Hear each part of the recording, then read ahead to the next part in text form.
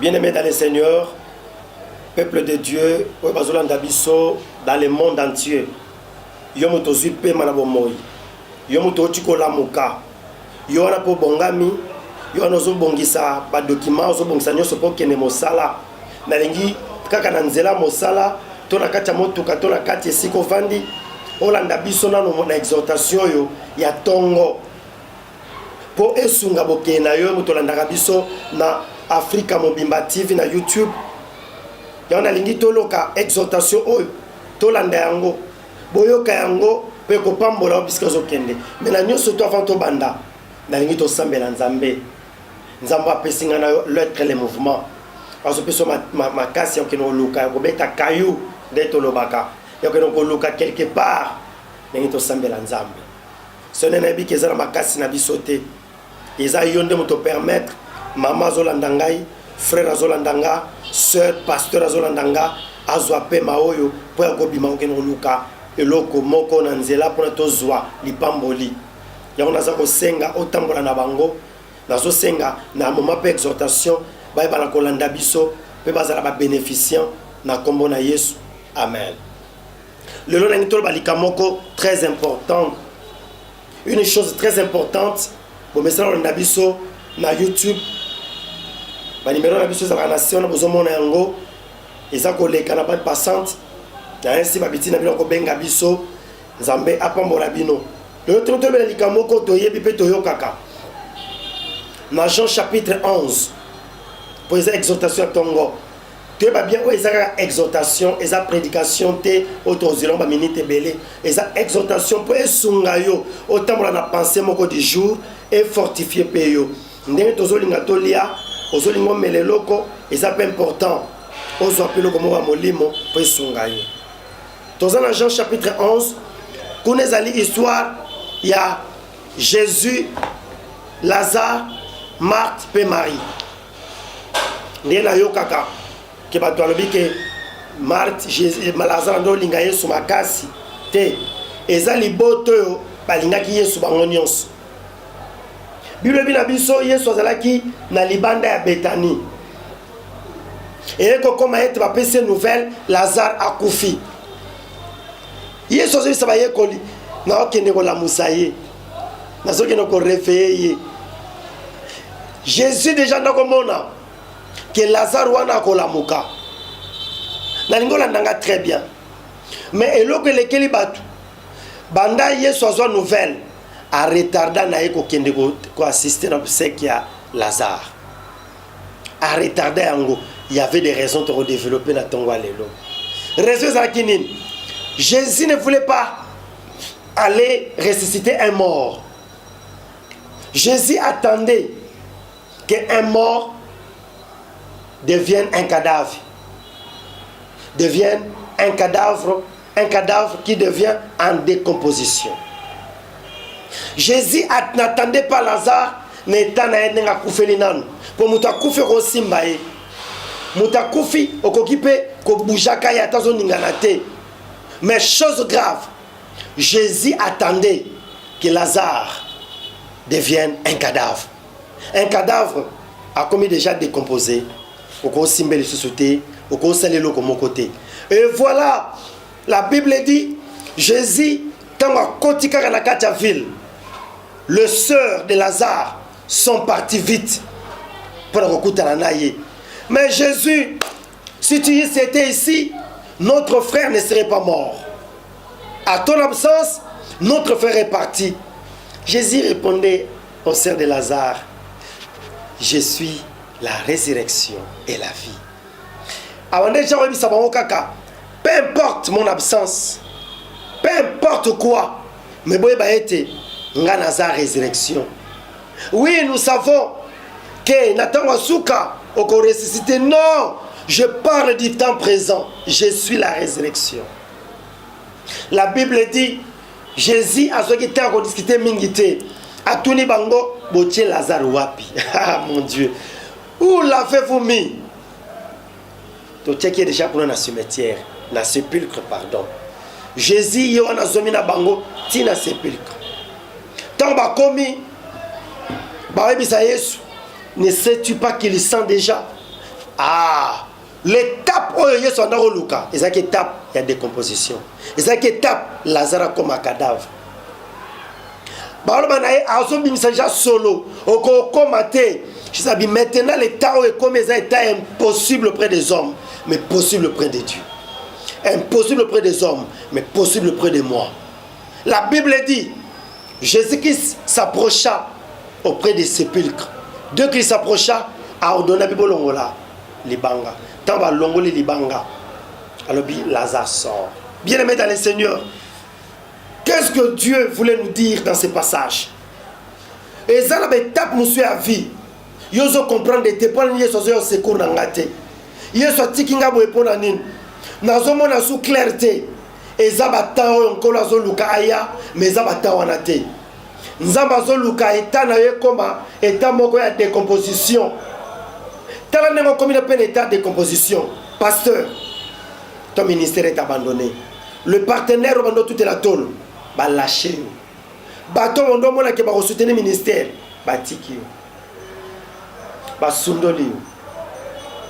Et comme état moko de décomposition. Famille ba sundoli yo. Bato sala bolam ba tiki yo. Tala le nos abandonné mena baninga. O tikali na yo moko na tiste sort na yo. O comme une étape oyo bato ko kabela yo te. O comme une étape oyo mutal bato sur to pesi a ozonga sundeni. Ye mutazalaka na capitale ya 100,000. Les lois ça sur le côté. Attends na pesi $10. Attends na pesi $100. Et ça la nini. To tikeka comme déjà une étape na souka. Oh mon Dieu. Les gens ne savent pas qu'il y a un Jésus qui ne lâche pas, qui n'abandonne pas, qui reste toujours à côté de nous. Ndekonanga, yom tozo bimana tonga lelo. Mais tozo bimana ba découragement. Ozo bimana ba stress. Pour faire capital les asubongote. Ba kayo yo zala kozwa. Oye bando peso ba mbongo ezali souté. O comme une étape moka de décomposition. O sentir le soutien le sous-souté. Mais il y a un Jésus qui est là. Azo c'est l'étape de décomposition pour attirer gloire. Et voilà ce matin, Jésus veut tirer gloire à ta vie. Oui, tu te sens malade. Je te pose la question. Si c'est Jésus a pu ressusciter un homme décomposé, un cadavre, banana mototina makolo, rien ne marche. Nous c'est comme inerte. Ba organe nous c'était koufi, mais à la moussi. Bon yo moto zolo bananga ozala premier motema. Yo moto batia motema na ba pile. Yo moto la tissu ceinture médicale. Yo moto la tissu à chaussette. Yo moto la tissu ba appareil moko na cou. Yo moto zala problème à maboko. Ozotam la ba kiss. Il faut ba asperger dans mon oko. Pour que respiration bien. Il y a un Jésus miracle au devant de toi ce matin. Il y a un Jésus miracle au devant de toi. Je te dis, il y a un Jésus qui peut faire quelque chose. On dit malisute que l'on consama na vie na yo. On dit malisute ko zonga ndeko zalaki. Naza ko annoncer yo ce matin Jésus qui a ressuscité Lazare. Jésus qui a ordonné que Lazare sorte. C'est le même Jésus qui peut ordonner na cœur na yo etika. A ordonné na nerf sciatique etika yo. A sa ordonné na ba calcul o ezala kati nzoto na yo etika yo. A coordonné na ba do na ba douleur ya makolo etika yo na ba mitu paso ezo tungisa yo etika yo na ba crampe o eza exagéré excès etika yo. Oui, ozobima poke na mosala. Moi passé au sala quitté tala ozui mosala sur moi o banda su mosala pe mosala ngo melaka te o sala kaka na mukanda mutu. Au sala kaka so na ba remplaçant yo zaka remplaçant so moto na ke moi congé 3 jours après va remplacer. Tu n'es pas appelé à être un remplaçant. Je déclare ce matin aux autres mo sala o ko pesa o lipamboli. Pasteur, le ministère rezo kende ko chola parce que batono soutenir ba kei tant mieux ceux qui ba kei mais un Dieu o ya fortifiaka o ya pesa lotomo akozongisa yo. Tala ministère na on a poto ekufi. Tel ministère na Angola, na Luanda, na Kinshasa, na Congo, partout ekufi. Bato no soutenir o bazate. Bato ka yo soutenir détruire yo. Dieu ce matin me dit ce matin il me dit, il veut ressusciter quelque chose en toi, oh mon Dieu. Nini, batazo kasake ministère ne koufi, batayo kakoli soute asila, bapeselo ba faux témoignage mon pasteur. Mais sous pesa vrai, mais répands-toi et ce matin, il y aura un miracle de la résurrection. Il est capable de redresser ce qui est courbé. Il est capable de faire ressusciter ce qui est mort. Il est capable de faire revenir de ce qui est absent. Je déclare au nom de Jésus que Dieu ressuscite les choses. Que Dieu ressuscite les choses au nom de Jésus. Nzambe malakozongi silabiso Congo. Nzamba zongi silabiso Congo. Azongi silabiso Congo. Congo etonde koyoka totanga na bakelasi. Oyo bandako teka ba kilo ya bangomi na ba makayabu na kilo ezonga. Nzamba zongi silabiso na kombo na Yesu. Dieu peut faire résister le Congo. Azongi sa animateur a sika. Acha bato a sika. Nazako croire na yango. Je prêche un Dieu vivant. Oui.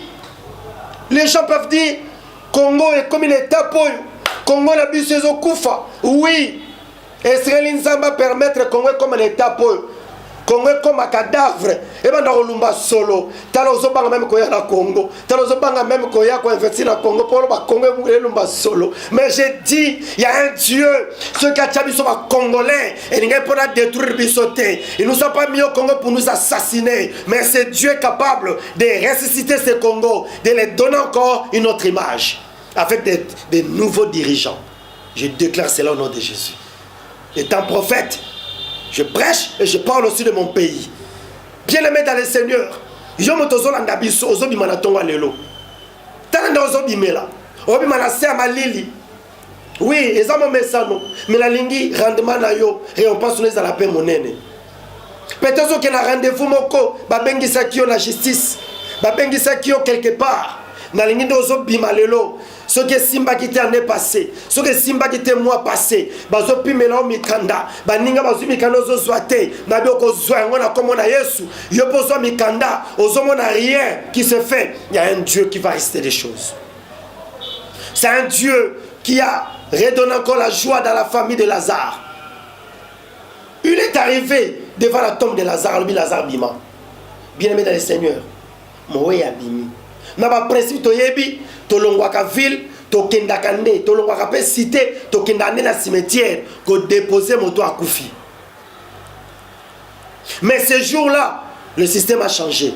Jésus-Christ a quitté la ville ou la cité à Kena cimetière non pour déposer un cadavre mort, mais pour ramener un cadavre à la vie. Oh mon Dieu, je déclare ce matin, Nengozo bimanatonga lelo, obima poko pambate, nengo poko zonga pambate, barozo na mosala, makambo bazo peso document, makambo ezo changer, ozo zwa. Oui, batuzo na bakabarate. Ba ebitozo le kisana potote. Ba ebitozo le kisana Londres te. Ba ebitozo le kisana États-Unis te. Ba momozo le kisana na Australie te, na Afrique te. Peut-être tu souffres aussi. Peut-être aussi tu manques. Peut-être que tu peux venir comme bloqué. Tu as comme la poste se suicider. Au comment la poste au kufa. Pour la bien il faut mettre la langua. Pour la bien il faut mettre la kisi moko somnifère pour la. Je te dis ce matin comme la ngote, comme il salamabete, comme il singate, comme il bomate, il y a encore de l'espoir. Il y a encore de l'espoir. Ce qui a résisté qu'un cadavre. Oh, il y a Koufi. Oh Dieu, ce n'est pas les cadavres qui l'honorent. Ce n'est pas les cadavres qui les célèbrent. Ce sont les vivants. Mieux vaut un chien vivant qu'un lion mort. Tant qu'on a la bombe, il y a encore de l'avenir. Il y a encore de l'espoir. Bima, maman. Nemozo bima lelo. Pendemo fananda. Nzambe nanga azolo bananga. Azako pesa osus une autre vie. Une nouvelle vie. Reçois cela au nom de Jésus. Reçois cela au nom de Jésus. Yomoto lata ki ba ceinture médicale. Yomoto pono la bien faut me la bakis. Yomoto po tambo la bien il faut ça le loko boye. Pozo ni malisusu te. Talo continue vie moka mabe. Le bitso ki na kufa la kufa parce que je ne crois plus à quelque chose de bien. Crois ce matin. Sois encore fort. Sois encore force, je m'excuse. Sois encore foi. Il y a un Dieu qui peut encore te donner la vie. Oui, yo motoloba ki ndeza va décevoir nga na mobali. Mibali yo sozoya ba décevoir nga. Bato sozo tieli ke bazo décevoir nga. Oui, ce matin, je te dis Nzamba za réparateur. Nzamba bongisaka. Nazolo na ko loko Nzambe akaneli yo akopeso yango. Bon sala makambo eleki. Il y a un Dieu qui peut encore te redonner la joie ce matin. Talo la mou qui n'a pas tristesse, la mou qui n'a pas stress, la mou qui n'a pas problème belé, coup de fil par-ci par-là. C'est parce que tu fais seul. C'est parce que tu veux combattre seul. Tu vas te battre seul. Non. Il y a un Jésus, mettez-le au milieu. La Bible dit, Christ en nous, sur l'espérance de la gloire. Marie, Jésus je suis la résurrection. Ceux qui ont compris qui message, on a roulé la Lazare. Attends, où me la koya. Attends, ça 100 jours. Lazare la muka. Et ce matin, dans ce bissau l'amour tambola na rikanisieux, il y a un Jésus qui est en moi. Yesu na golam a tambola na yo. Puis ako sala quelque chose lelo. Pasteur, kotika ministère te. Koboa kangote. Pour ba peso témoignage à mabe. Pour ba tous bando soutenir ba abandonner yo. Pour ba propre collaborateur bano yo former ba tiki yo. Oye ba surtout okende wapi. Nzamba lingo sala un miracle. Je crois dans miracle la réapparition. Tu vas encore réapparaître au nom de Jésus. Tu vas encore réapparaître au nom de Jésus. Yo mutoni ko implanter sikozali. Il y a un miracle d'implantation ils ont tambola na yo. Ce jour-là, famille à Lazare bazo kamwa. Yesu a abimisa solo. Mais peut-être que Seigneur Jésus a commis ça en étape wana. Jésus attend l'odeur. Jésus a zana posa, il y a cadavre, ana posa non a morté, mais zana posa cadavre. Il y a wana chose bima na tonga lelo, bima na kimia. Bima ke nzamba zo tambola nanga. Ça ce sont nos exhortations matinales. Ce ne sont pas nos prédications, ce sont nos exhortations. Na lingo bima na pensée moko, chose bima nzamba na tambola na yo au récit. Ce qu'elle a moussa qui cadavre. À faire bénir misala na yo, à faire avancer misala na yo, l'œuvre de tes mains sera bénie. Je ne veux pas que tu pleures. Je ne veux pas que tu sois troublé. Yo motoza na problème les autres ngisayo. Ba numéro na biso zawana. Benga biso. Oui, on comment décourager parce que kutana ba aventurier belé. On comment décourager pour kutana ba kosa yo trop. Ba prophète ba yakaka boy. Ba kosa rabatu. Nazali prophète na kosa rabatu te. Ba témoignage ezali bokolanda yango na ba émission na biso zoya oyo bato la monzamba seleli bato na nzela na biso. On n'est pas des jeunes prophètes, on est des prophètes. Je suis un prophète jeune, je ne suis pas un jeune prophète. Nazo sela nzambo na yebi sayo na tongwa lelo nzambe wa benganga atambola na kende na moselo zo sala kende na kele so kende kende na rendez-vous za rango nzamba atambola na yo. Ce qui a résisté à Lazare comme cadavre a aussi la miracle pas na yo. Aboy qui resté comme mort parce que la mort on a un ceux qui a pour faire babino appliquer une crise et c'est les cas 50 et c'est les cas arrêt du cœur ba tu pas interpréter miracle Yesu ngozo placité parce que ba médecin attend on peut bazala ki ba bien non ils ont arrêt du cœur et c'est les cas appliquer une mais c'est les cas comme ça a comme ça Lazare n'était un cadavre. Et tant oyo muta comme que c'est décomposé. Oh mon Dieu, dans le besika batozo ndimate, nzambe wana zoya na tongwa lelo, azo sala miracle na kombo na Yesu. Je crois cela. Ba mono comme décomposé, au comme de temps batozo ndimate, il y a un Dieu qui vient. Il est déjà là. Bika na kombo na Yesu. Bato ba boya yo. Déception zo na vie na yo. Nzamba ba na ko komblango par un miracle. Oyo ko ba na ko longolo ba déception pe longolo ba stress. Nzamba zongi sa ministère non ndenge zalaki, bato ba kenda, bato ba tika yo, nzamba zongi sa yango. Nzamba peso mosala malam, mosala malonga, mosala ba remplaçant kakate, ozo mosala malam. Je bénis ta vie. Je bénis ta vie. Je bénis ta matinée. Bima na kombo na Yesu, tamula na kombo na Yesu. Au nom de Jésus, notre Seigneur et notre Rédempteur.